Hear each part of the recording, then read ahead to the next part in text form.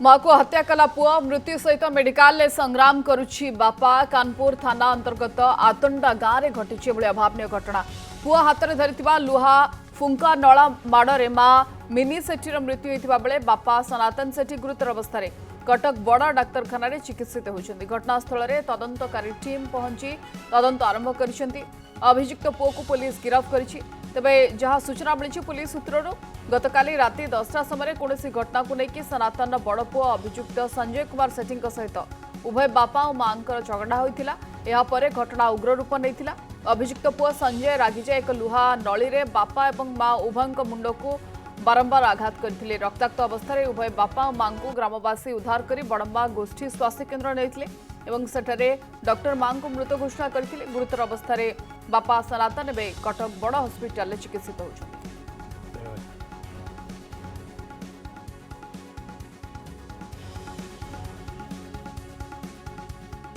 गोटे अतंडा गाँव में गतकाली राति आम खबर पाइलु आम संजय कुमार सेठी तार निज माँ बापा को कौन से घर कारण गोटे लुहा रड बाड़ी देती बोली आम संगे संगे खबर पाई जिते बड़म्बा मेडिकल जाई वेरीफाई करूँ माँ डेथ होता एवं पर बापा अवस्था सीरीयस थी कटक मेडिकल ट्रिटमेंट खबर पाई एवं स्पॉट जहाँ जना पड़ा कौन घर कारण बोली बड़ पुजे संजय सेठी गोटे लुहार फुंक नल माँ बापा को बाड़ी देता मुंड टाक फटे देता पर माँ बापा जो मेडिकल शिफ्ट करते माँ बड़म्बा सीएससी मृत्यु होता से संक्रांत आम संजय जी अभियुक्त आम डिटेन करूँ आज सान पुओ अजय सेठी एक लिखित अभियोग देते से अभियोग आधार आम थाना केस नंबर 59 गोटे हत्या दफार केस रुजु होता।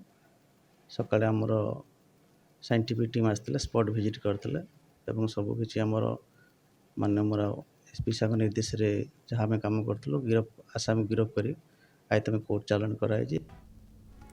माँ को हत्या कला पुआ मृत्यु सहित मेडिकल संग्राम करुछि बापा। कानपुर थाना अंतर्गत आतंडा गाँव में घटी अभावन घटना।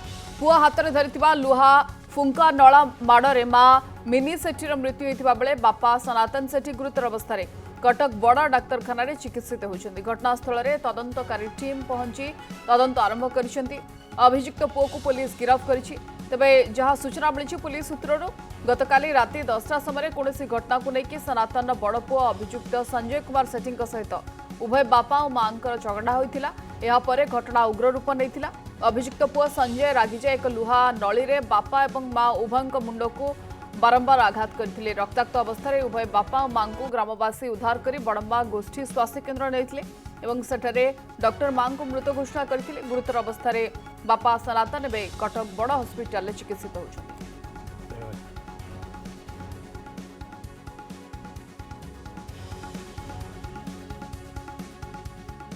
गोटे अतंडा गाँव में गतकाली राति आम खबर पाइलु आम संजय कुमार सेठी तार निज माँ बापा को कौन से घर कारण गोटे लुहा रड बाड़ी देती बोली आम संगे संगे खबर पाई जिते बड़म्बा मेडिकल जाई वेरीफाई करूँ माँ डेथ होता एवं पर बापा अवस्था सीरीयस थी कटक मेडिकल ट्रिटमेंट खबर पाई एवं स्पॉट जहाँ जना पड़ा कौन घर कारण बोली बड़ पुजे संजय सेठी गोटे लुहार फुंक नल माँ बापा को बाड़ी देता मुंड टाक फटे देता पर माँ बापा जो मेडिकल शिफ्ट करते माँ बड़म्बा सीएससी मृत्यु होता से संक्रांत आम संजय जी अभियुक्त आम डिटेन करूँ आज सान पुओ अजय सेठी एक लिखित अभियोग देते से अभियोग आधार आम थाना केस नंबर 59 गोटे हत्या दफार केस रुजु होता।